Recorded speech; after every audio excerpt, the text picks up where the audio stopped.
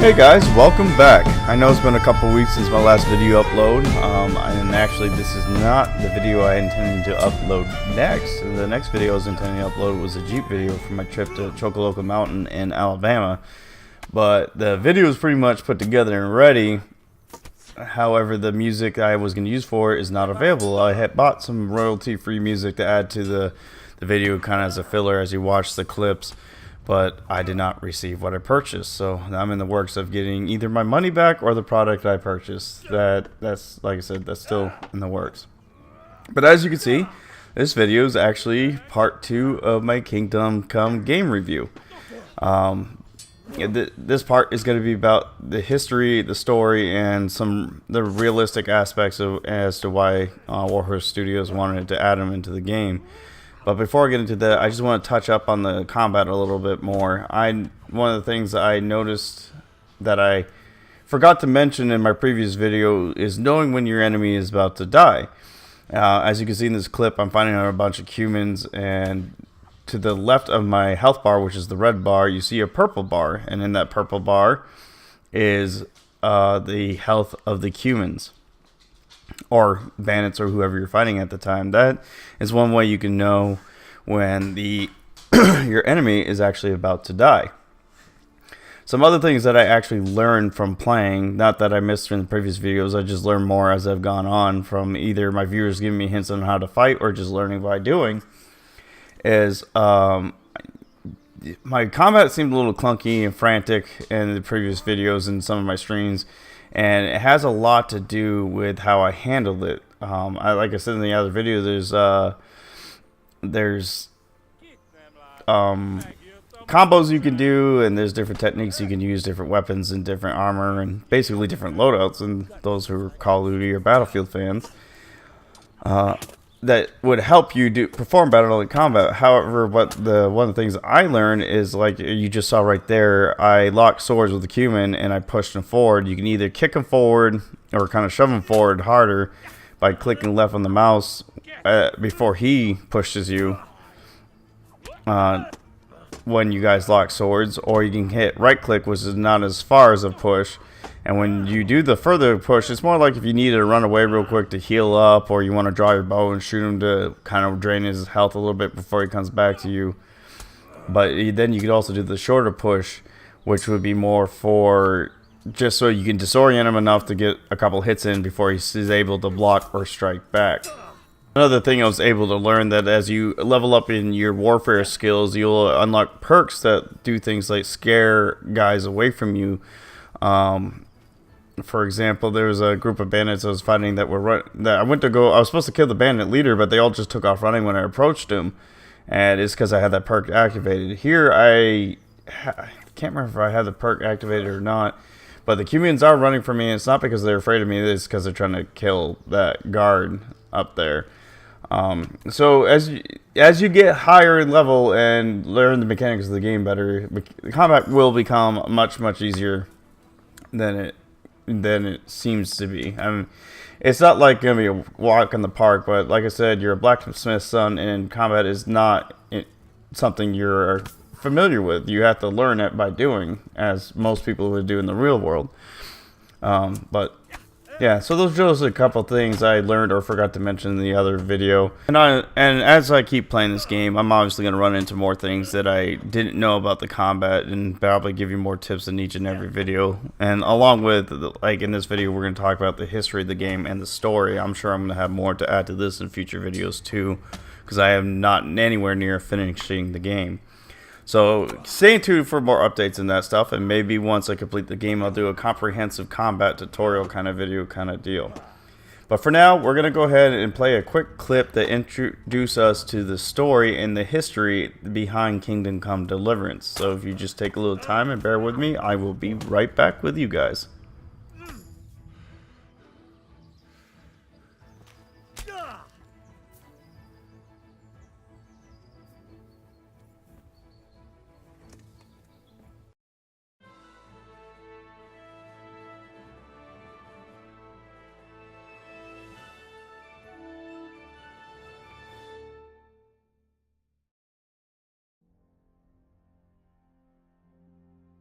Charles IV, King of Bohemia and Holy Roman Emperor, had a long and successful reign. The empire he ruled from Prague expanded, and his subjects lived in peace and prosperity.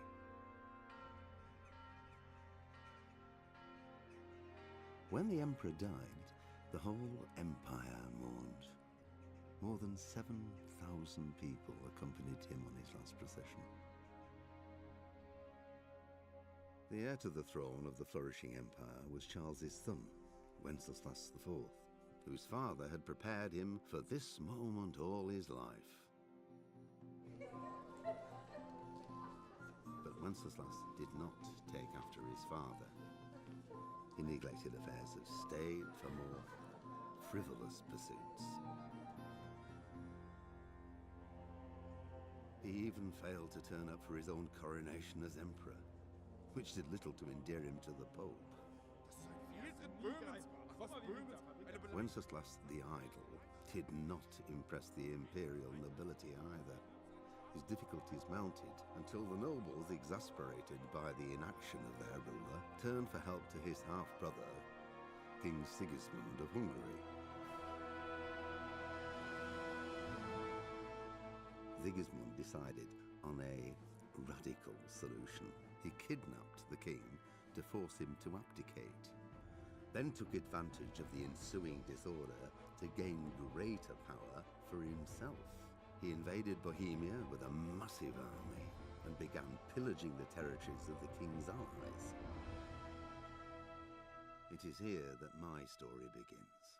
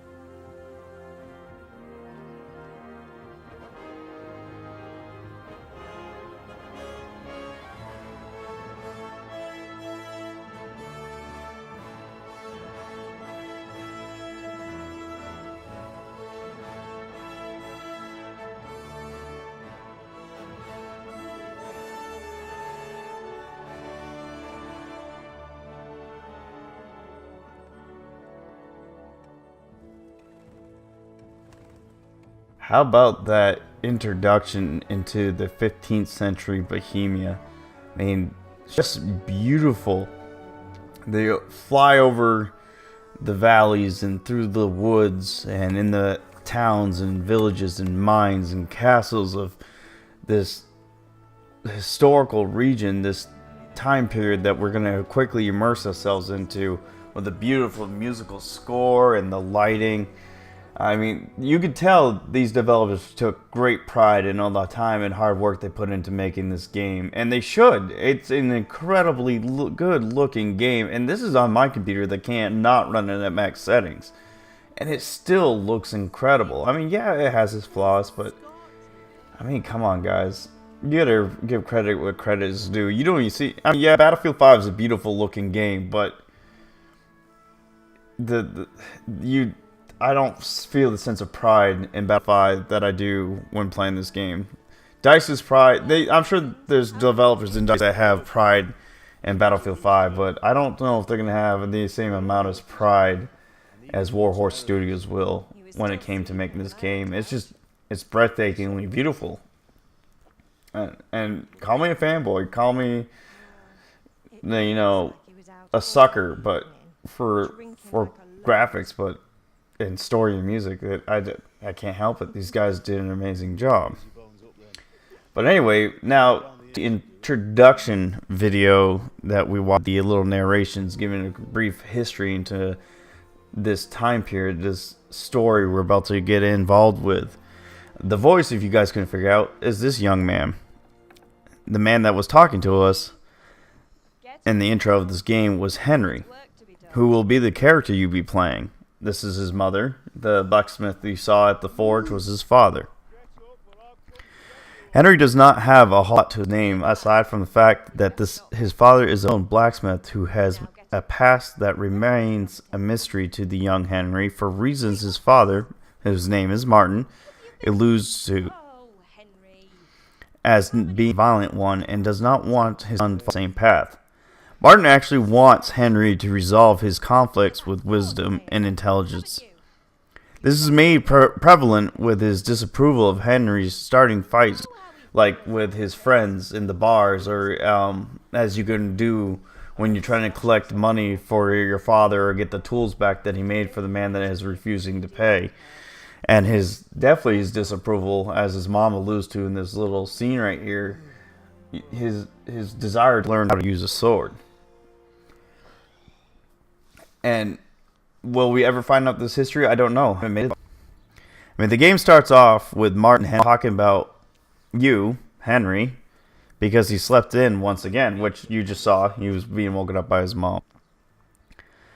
After agreeing to help his father finish the sword being made for, who we will talk more about later when we get into the historical characters in this game. But Henry seems to be your run-of-the-mill hero. I mean, I won't lie, it's a real story. He's a humble man, the last man you would expect to take on such an epic journey, who loses everything only to rise to greatness in the long. And, I mean, it's been done before. This is maybe a little different take on it. They got to start somewhere, and I actually didn't even notice that at first because I was too in awe of the game and quickly throw you into Henry's family. That bothered me at all. Excuse me. However, the quest that it takes on in the very beginning is not normally what you would in an RPG. Most RPGs find a way to throw you into combat, whether it's fighting rats in a sewer or some little goblins as you try to escape out of a prison.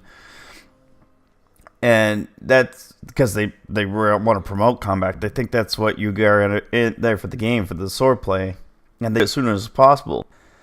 So that way you can learn the mechanics, but not in Kingdom Come Deliverance. That's not how they do this. Instead, your first quests are sent out to do small jobs for your father, which is why he's trying to wake him up, because Henry agreed to help his dad finish the sword. But the first thing his dad wants him to do is collect the debt, which I mentioned before, from one of the villagers who had his father make him nails, but he has yet to pay for those items that Martin made. So he asks you to go approach this man and either A, get money from him, or make him turn those items back, because your father's a hard-working man. Like I said, you're a humble upbringing, and all the money you can get is what you need to survive, to support your family. He's also sent him out to pick up some coal to help him finish the fire, or to help him build the sword. He's also asked him to pick up some alcohol for later to relax and enjoy the day's work. In this game, though, no job is too small for I mean, in this part, you do give me a quick introduction to combat if you piss off. I can't remember the man's name, but if you piss him off, he'll get into a fist fight with you, and you can win. I watched a streamer today. Chances of you actually winning is very linear game, and they brag about it, and they're on the website, Warhorse Studios website, and in their Kickstarter. So basically, every choice you make can affect you one way or another. You can talk to this man and get the money back from him, or get the items back from him, or you have to beat it from him, or steal it from him. It's going to be all determined by the choices you handle the situation. When I had to do it, I actually had to steal it from him. I think I tried fighting him once, lost horribly, and then I ended up getting mad, legitimately mad, jokingly mad, and I punched a horse, and apparently that prison, which is where I had my first death, because I went to go to the bathroom while I visit prison. When I came back, I see Henry freaking out in the prison cell, and the prison burned, and I died. I didn't exactly see how the prison caught on fire and why I died, but that was my first death game.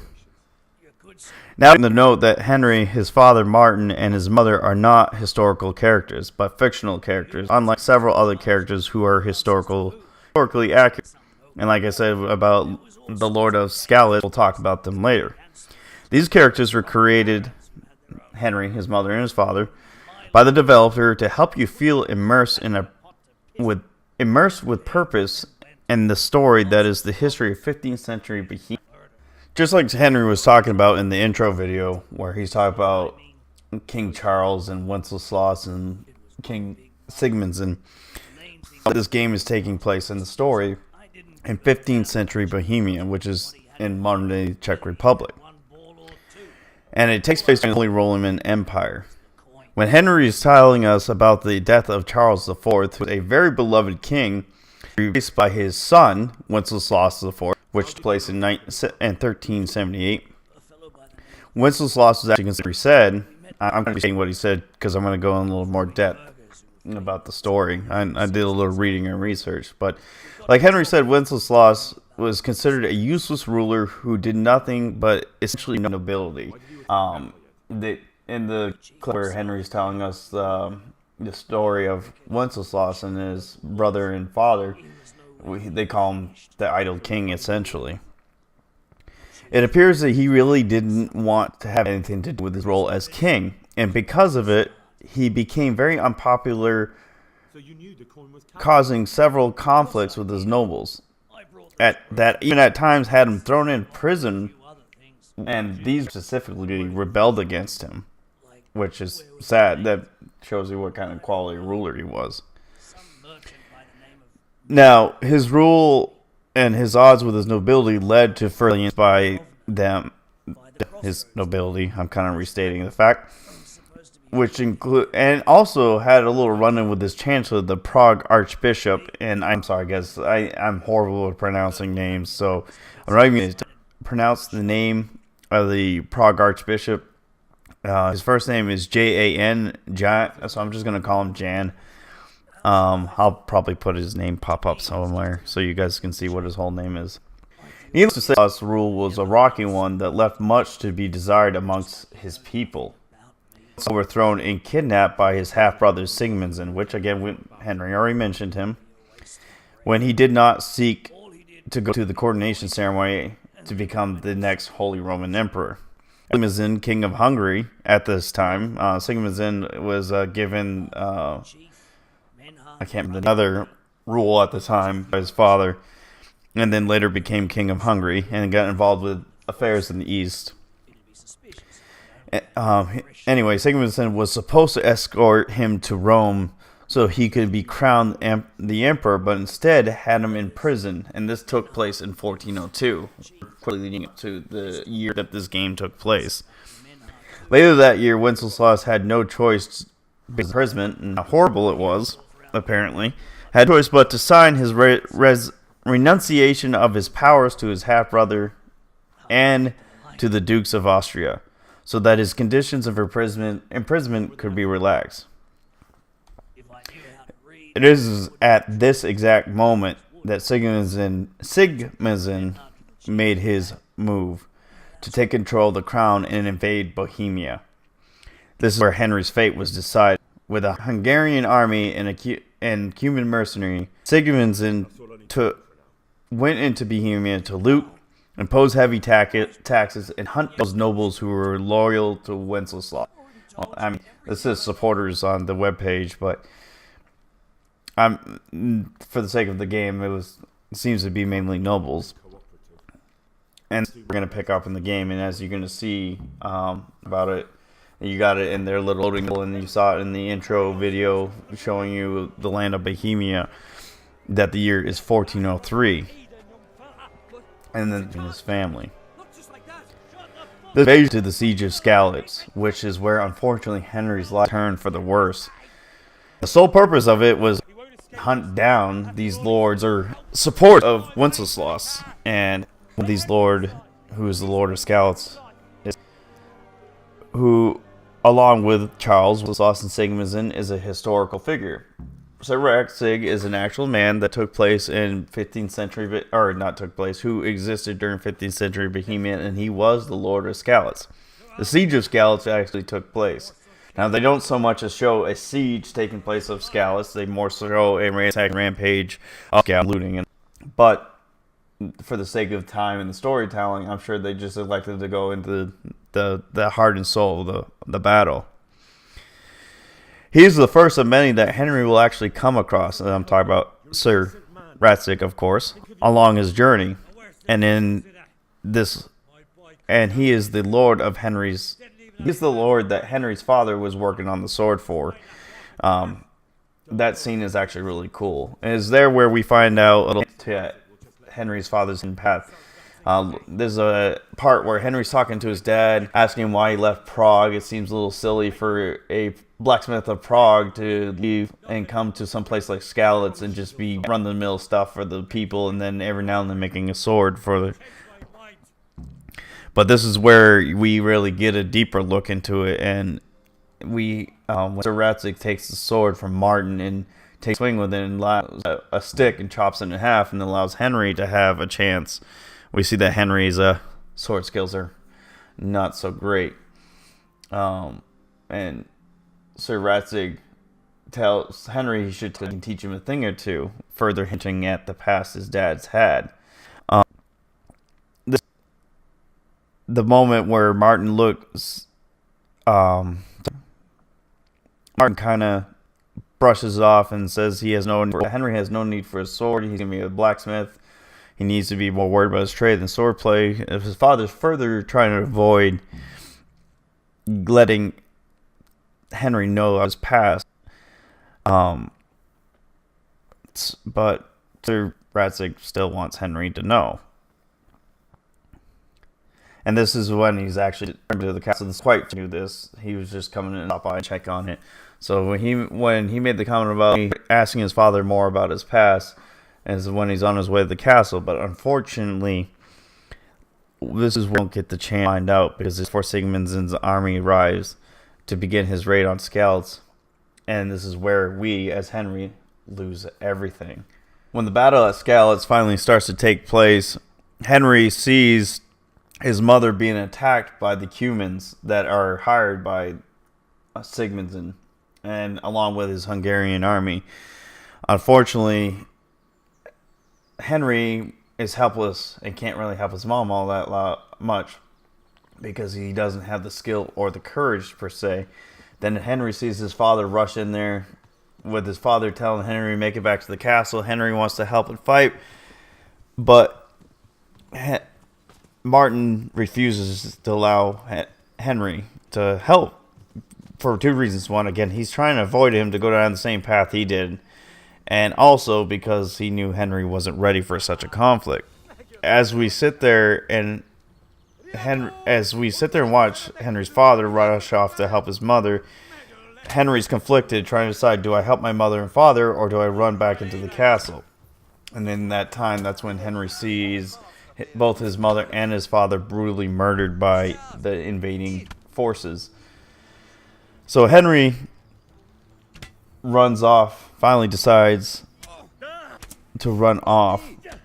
Well, I can't remember if we had the choice to run or you have no choice. I think it gives you the choice because I think I tried fighting once and I died. I can't remember. I mean, we are nowhere skilled enough to make the fight, for we're, like I said, nothing more than a blacksmith's son.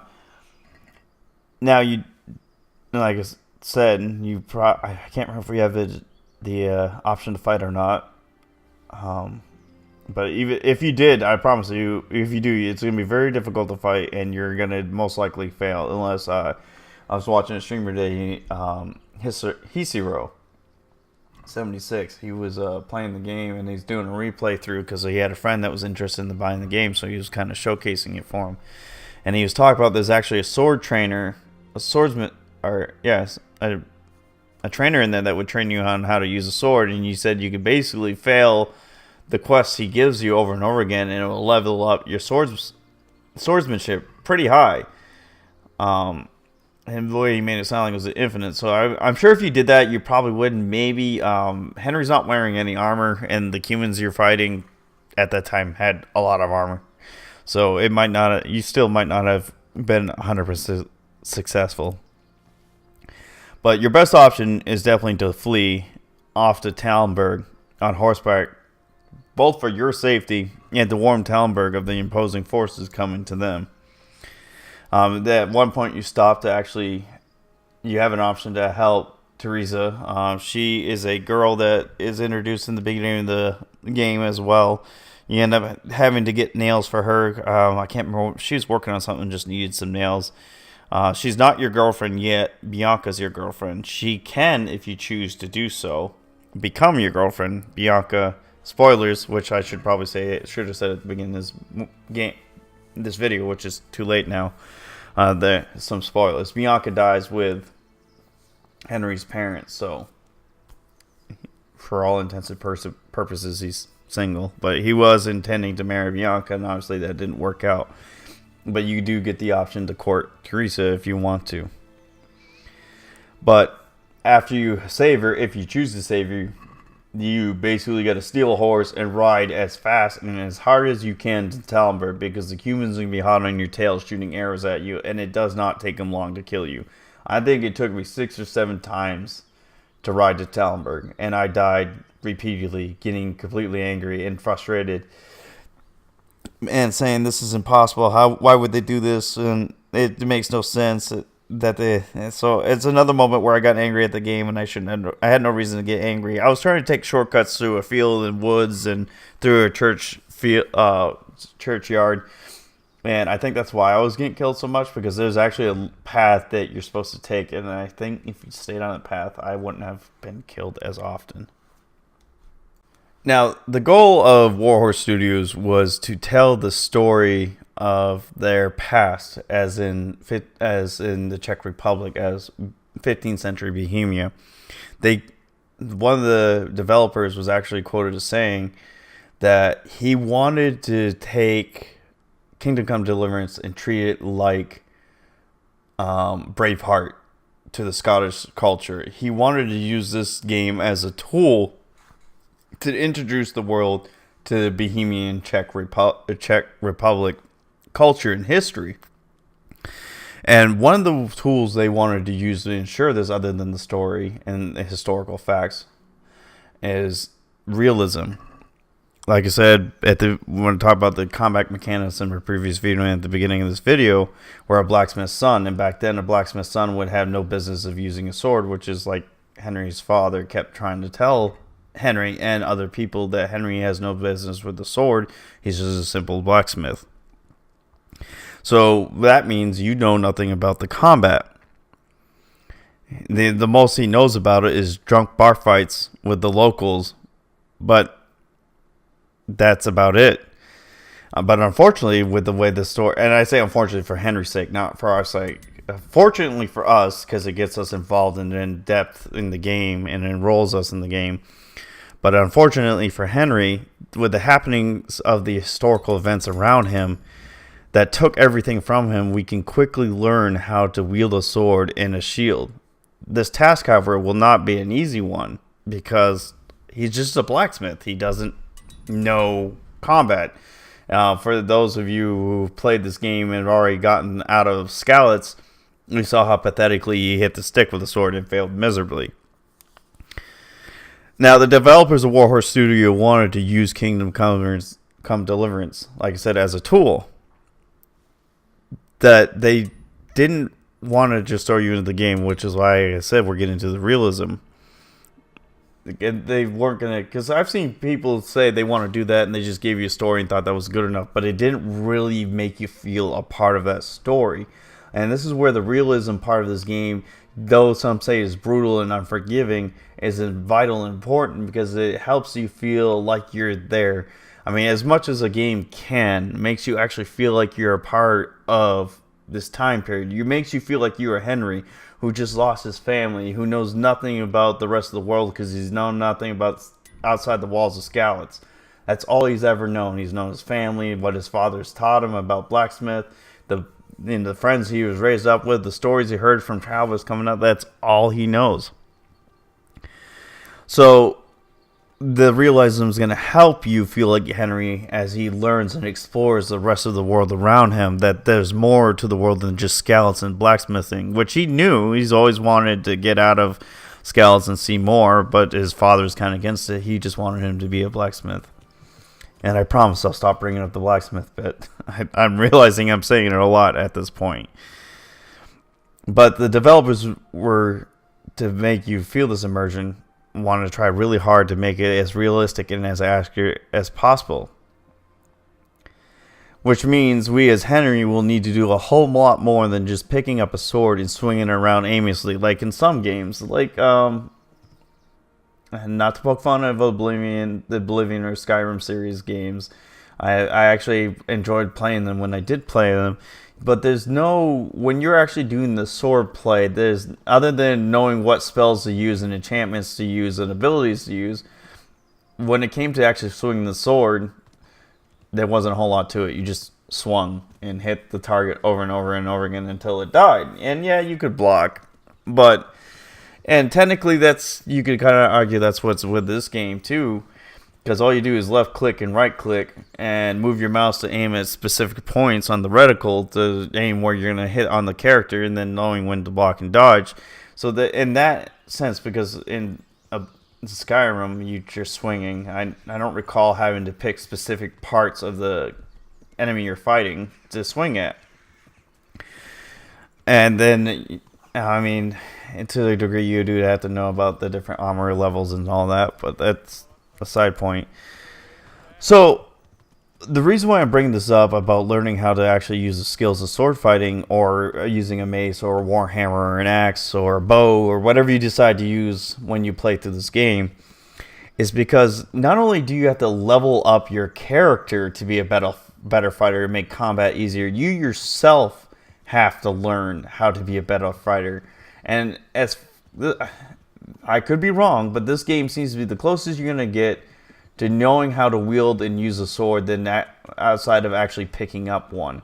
Because you're going to have to study your opponents and the different fighting styles. Humans have different ways to fight.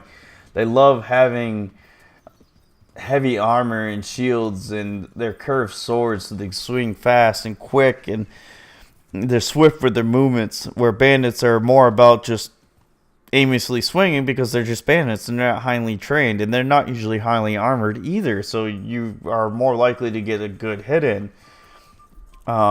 So you're gonna know, actually the more important thing that I've learned so far is timing.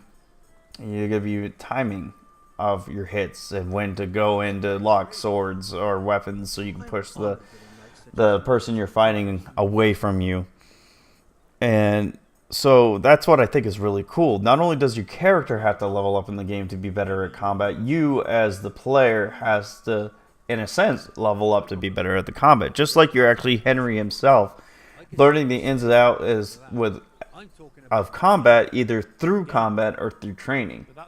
And I think that's fantastic. I think that they did an excellent job. It gets frustrating and irritating at points, mainly because my impatient side wants to just run there and hack it, slash everything and run out. But you can't. You simply can't. There's no doing that.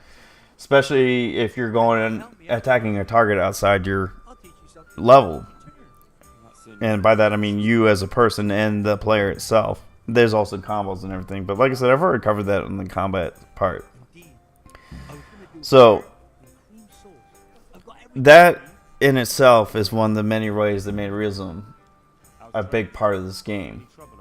Obviously, these aren't the only skills that you'll be learning that are actually realistic and immersive.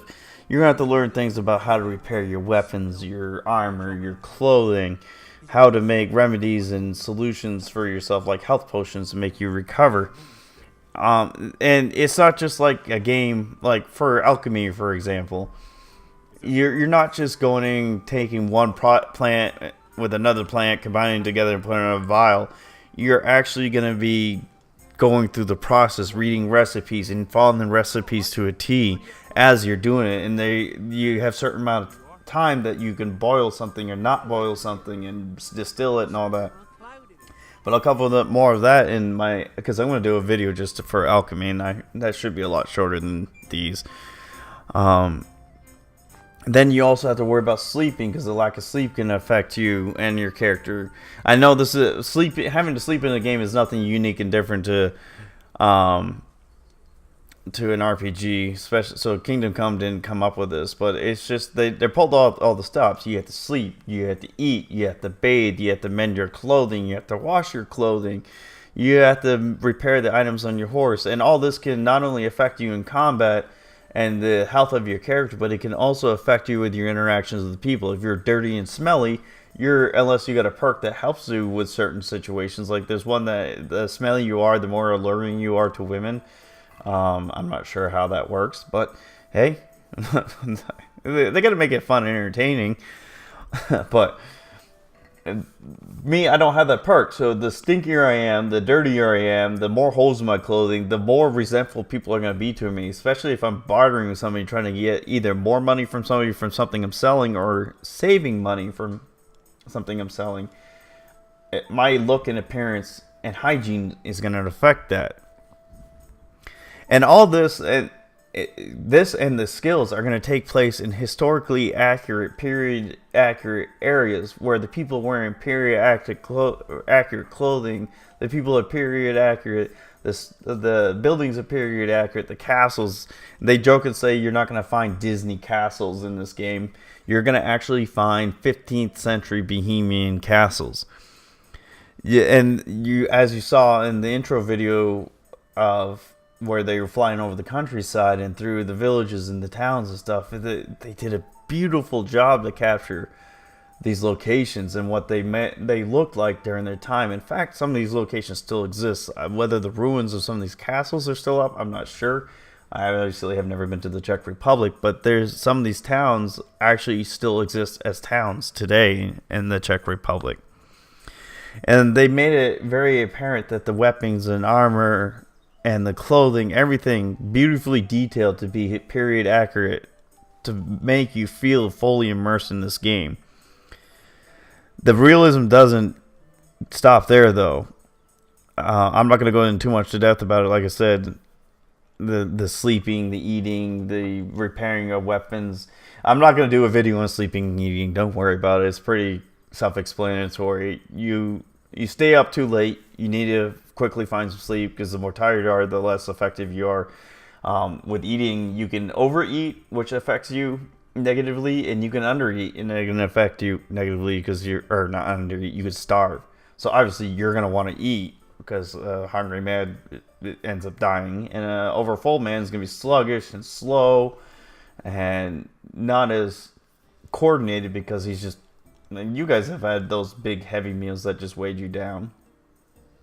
And so, and I like that. I appreciate it. It gets irritating and annoying at times. I know we all think that way, but I appreciate them taking the time and effort to make it immersive like that.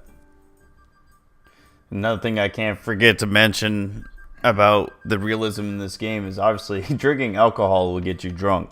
So the more you drink it, the more drunk you get. And if you get too drunk, then you'll have a hangover, which gives you negative side effects. It affects your character through the game, whether it's with talking to people or if it's in combat and mobility or anything like that. So keep that in mind, that the more you drink, the more hangover you get. The more hangover you get, the worse your character's off. I mean, they got potions and stuff to cure hangovers and stuff, but I just figured I'd throw that in there. They really went all out with the immersion of this game. Now, the final part of this video before I wrap it up and sum it up, and I know I kind of hinted at this in my combat video, but I kind of want to go over it again. I thought I was going to go in real depth. Honestly, I could probably talk for hours on it, but I'm not going to, because I read actually Warhorse's policy on using their game in videos and streams, and they asked us to avoid anything controversial or offensive when using their videos, so I'm going to respect that. But I'm not going to completely ignore it. I still want to talk about it briefly. I just won't go into too much detail. And I think you all know what I'm talking about. It's kind of old. It's probably done and over with. But I want to, I'm like everybody else on the internet. I want to give my 2 cents worth. And I actually, like I always say in all my videos, I want to hear what you guys think about this video, and especially this part. And you guys probably already know what I'm talking about. It's the lack of diversity that a lot of people cried for, and some even cried for about the treatment of women in this game.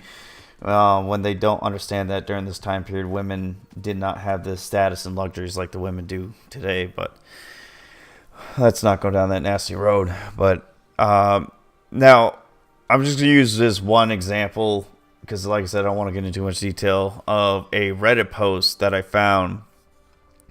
It was titled "Lack of Diversity." I'll have a link in the description. I can't tell if this is a troll post, just something satire, just to mock everybody else that has an issue with this, or maybe even just to see if who they can piss off by making this statement.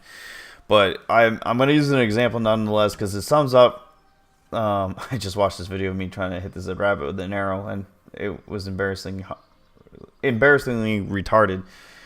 I'm still not that great with the bow. That's another realistic aspect. You don't have sights or crosshairs to show you how to aim with a bow, which I appreciate. But anyway, but yeah, this Reddit post sums up what I've read and seen other people say about this game, and some people are still saying about this game, and it just baffles my mind and blows my mind. But I'll go ahead and read the post and continue on my thoughts.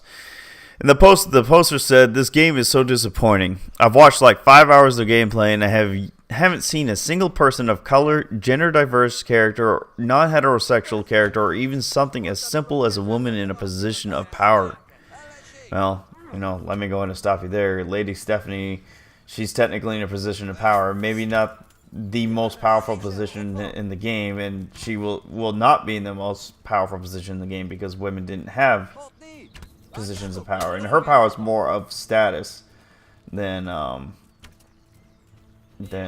actual power. I mean, not saying status can't give you power, but she commands a certain amount of respect, and if you don't pay that amount of respect to her, in theory, she could punish you. I don't think you can disrespect her in the game, but I'm just saying, a woman of her position, if she was disrespected by somebody like Henry would be in a world of hurt. But she doesn't obviously govern the land. She doesn't make decisions of the country or the town of Talmberg. She's more of like a figure for a symbol of status, if anything. And I know some people still have problems with that. But anyway, to say that there's no women of power is wrong. And if they watch 5 hours of gameplay, unless they picked up after the whole raid on Scouts, then they would have seen that, but they might have missed it if they just started watching a random stream or YouTube video at some point. But then they go on and say, instead of always being represented as servants of or housewives, I hate to break it to you, that's all women really were during this time period. It sucks, but that's history. You're not going to change history. Please don't even attempt to rewrite history. I know a lot of people are, and it drives me up the wall. Anyway. It's so disappointing for a game made in 2018. No, it's not. Because one, yes, this game is made in 2018, but it's based in 1403. You got to get off your high horse and actually do some research into history before you make comments like that. And then the poster goes on to say, people say my historical accuracy, in quotation marks, and stuff, having a diverse representation of characters is more important than historical accuracy. Surprise, which I'm not really sure what they're saying. I think they meant to say is not more than important than historical accuracy, or they're just throwing their 2 cents in worth. It's just the way they wrote it. I don't know. But anyway, surprise, people of color and LGBT people existed in medieval times, medieval Europe. Maybe lesbians, gays, and bisexuals. I don't know about transgender people, but, whatever. I mean, I'm not going to go and say they didn't exist ever during that time period, but I'm also not going to say they existed either, but it's a bit of a stretch.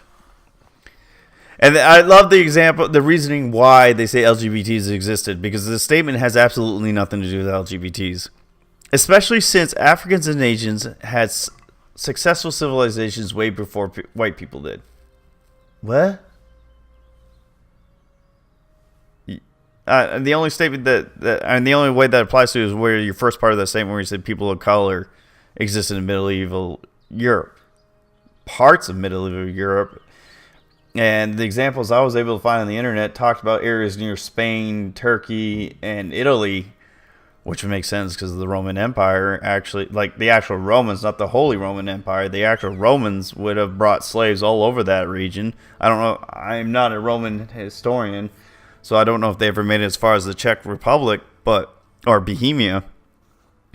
And the examples that were given were different groups that they stayed in those regions. And yeah, they might have gotten close, but the area, I think it was like 3.5 square miles is what this game covers of actual ground in actual Bohemia.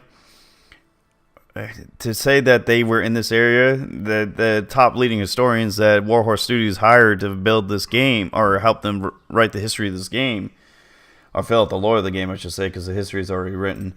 They just used it as their lore.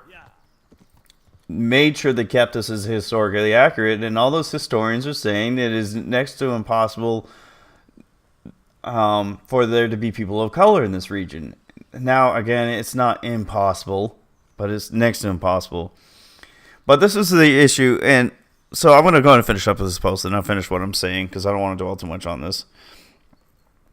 And this statement is actually scary. It should be mandatory to have a certain amount of LGBT and racially diverse characters in modern games to promote tolerance and inclusiveness, and the devs should take this on board. No. Should not, unless the dev is coming out and saying that they're the next Hitler and they want to eradicate a race because of whatever reason, then they should not be limited on how they write their games. Unless they're taking a no doubt stance as a racist radical, or not even radical, if they're actually no crap throwing racist crap in the game, they should not be held accountable for that. If they want to have a game that has mainly white people and men and all that in it, then let them do it. It's not because they're sexist, it's not because they're racist. Maybe for whatever reason the lore of the game calls for that kind of demographic. It's just like, I mean, it's probably not a way to compare it, but it's just like this whole affirmative action law that we have for companies that have to hire so many people of color, so many people of a sexual orientation, so many people of a certain gender. And you know, I disagree with that. No, I do agree that companies should not be allowed to discriminate and not hire somebody because they fall into certain categories that whatever the company feels doesn't fit their views. A company should not be allowed to turn somebody away because they're a woman, man, or they're black or Hispanic or gay or any of that. No, the company should not be allowed to do that. However, the company should not be forced to hire so many in a year to be able to get, I guess it's like a tax break, or, but they get something out of it, or they don't get punished or fined. The company needs to hire people that are capable and qualified to do the job. And that's, I'm not saying certain characters are qualified and more capable to be as characters in a story of a video game. I'm just saying, as long as the dev is not intentionally doing something that is actually offensive and hurtful to a certain demographic, they should not be held accountable and responsible and forced to do such a thing. That's just not fair to the dev. It's not fair to the players. And most of us, surprise, surprise, don't really care the race, gender, or religion of the character we're playing. I remember when Battlefield 5 came out. I was like, oh, great, another Battlefield in World War II. I saw there was a girl that they kept featuring in the announcement trailer and didn't give a crap. The only thing that really bothered me was the prosthetic arm. That did actually bother me. I mean, at first it didn't, but as I looked into it and read about it, it did bother me. And the only thing that actually bothered me about Battlefield 5, about having a woman featured in this game, is the way that a certain individual handled the situation. Other than that, I really didn't care. I was just excited about another World War II Battlefield game. The only time I had conflict of interest if I wanted to actually buy the game or not was, again, how it was handled. How the people that actually had legitimate complaints and concerns, not sexist or racist ones, about the game were being treated. That's the only time I decided I was considering possibly not buying the game. Now that individual is no longer with EA, from what I understand. And I'm hoping that's a sign of things to come. Whether or not I made a mistake by supporting them by buying the game, I don't know. We'll find that out. I actually have other issues why I didn't want to buy the game, but we'll cover that because I'm going to cover that in either another video with Battlefield 5 or, little sneak preview, maybe a podcast to come with a certain friend of mine. But I'm not going to get it too much of the way. And that's still in the works. It's still in the air. We don't know what's going to happen, when it's going to happen, how it's going to happen yet. But just keep that in mind. So I'll say that for a later talking point because I'm sure I'm going to be using that one a lot. But anyway, I think it was wrong of Americans because I do believe we have this bad issue of we only see beyond what's in America, and what we want in America has to apply to the rest of the world. Which I find ironic because I remember when we started the war with Iraq and Afghanistan, it kind of was okay at the beginning, and then people started getting pissed off that we think we're there for the wrong reasons or believed in conspiracies or Sorry, I just looked at how long this video is. Holy crap. Believe in conspiracies, or they just like, we're sick of being the world's police. Why do we have to clean up the world's mess? And in some ways, I agree to disagree, but I'm not going to get into that right now. But everybody threw a big fit about how the American military should stop being involved with other countries' problems, and we should stop being the world's police. But now that we're trying to be the world's PC police and meddling with other countries, yeah, okay, this game's released on an international scale. But this game was released, like I said, as a tool to introduce the world to Bohemian/Czech Republic history and culture. And they did their research. They did the legwork. They did the hard work. It took years for them to make this. And from what I heard, there's a studio of 80 people that worked on this game. And it's an amazing game. Yeah, it had bugs upon release. But this, maybe EA and Bethesda and Ubisoft should take some notes because they actually put effort and thought into this game, not worried about making this into a cash cow. Hopefully they stay true to that. I'm getting sick of these AAA titles coming out. I might start going more for companies like Warhorse Studio. They actually care about their product. Anyway, sorry, getting on a big tangent there. But we do not, I guarantee most of the people that had issues with Kingdom Come when it first was coming out didn't even know anything about 15th century Bohemia. Now you're gonna have the ones that probably gonna involve them that did know about it, but I guarantee somebody says, "What's Bohemia?" They're gonna be like, "Oh, you mean like Bohemian Rhapsody? Is that what you're talking about?" I think that I know everything about that song. The song's great. No, that's not what they're talking about. They're talking about 15th century Bohemia, the Czech Republic. I guarantee some people I know nothing about the history or culture of the Czech Republic. I think it was part of the former Soviet Union. That might be the extent of most people's knowledge, and that's what bothers me. They try to come in and shove their noses into another person's history that they know absolutely nothing about. These people grew up here. I would like to think their schooling probably does a better job at teaching their nation's history than ours does, because it's kind of a joke of how our schooling system teaches our history. I'll say that for another rant. So I'm going to leave it at this. Leave them alone. I don't think they're racist. Now, yeah, he kind of got carried away with his response to everybody, but I support him. I would have too. How irrational you guys were being, and I'm talking about the ones that were attacking Warhorse and Kingdom Come for this. How irrational you be? I would have responded in kind. He actually probably handled it better than I would. And that's Daniel Verrera. I'm sorry, man. If by some miracle you watch this video, I'm sorry for butchering your name. So that's enough. Yeah. So we as a whole were out of line, and I'm not going to apologize for America because that's not me. That part of America is not me. So I'm not going to apologize for them. They need to learn to grow up and apologize for themselves and admit when they're wrong, but they're not going to. They're stuck in their own little world. They think they're all going to save the world in their own little way.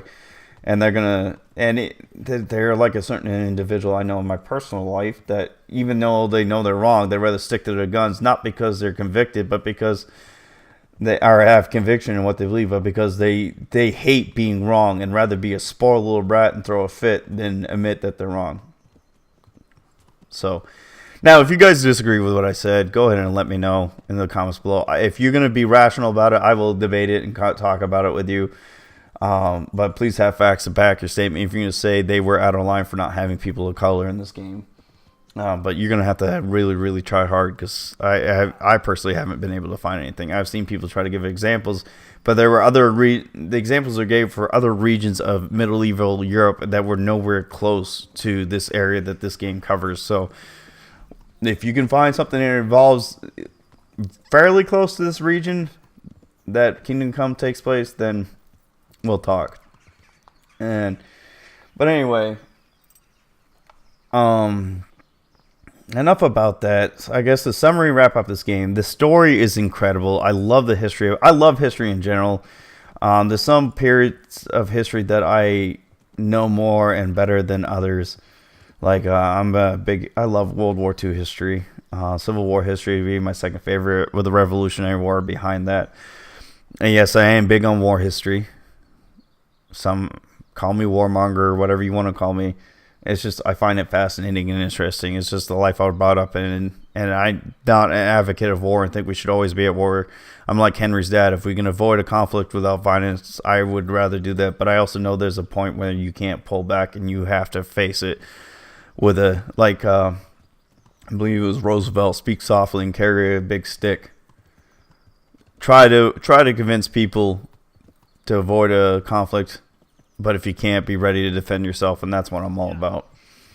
But yes, the history of this game is amazing. I love it. I can't wait to... It's caused me to research more of it. As you can see, the wiki articles. I know Wikipedia is not the best resource for things like this, but I just want a general overview of the history of Wenceslaus and Sigmundsson and King Charles.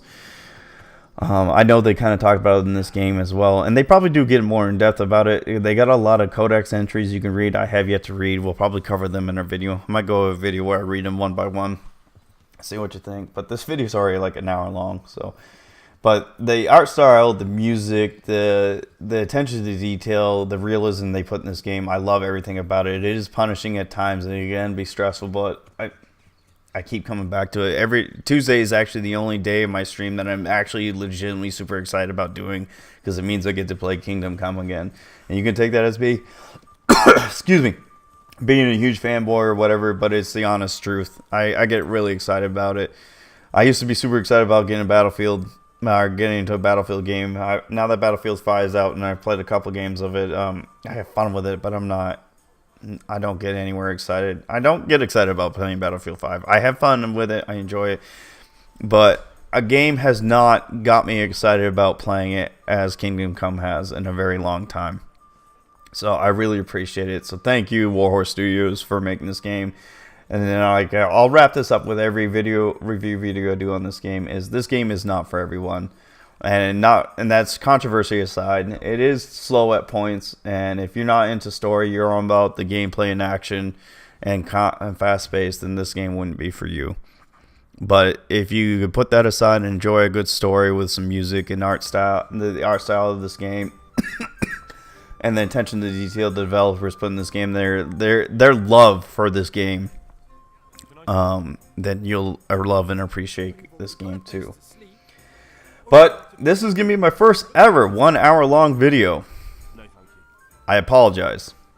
If you made it this far, thank you. You're incredible. You're amazing. And then else it tells me I did a decent enough job to keep you entertained. Or maybe I pissed you off enough with what I had to say that you want to stick around more so you can rip me a new one in the comments or whatever. But I hope you guys enjoy. I had a feeling it was going to be a long one because it dealt with the history, and there's a lot to this history, and I'm not even sure I did it justice. So let me know what you guys think in the comments below. I'll have timestamps in the description below, so that way you guys, if you only want to catch certain parts of the video, you don't have to watch the whole thing. If you watch the whole thing, thank you very much. It helps and supports my channel greatly and lets me know how I'm doing.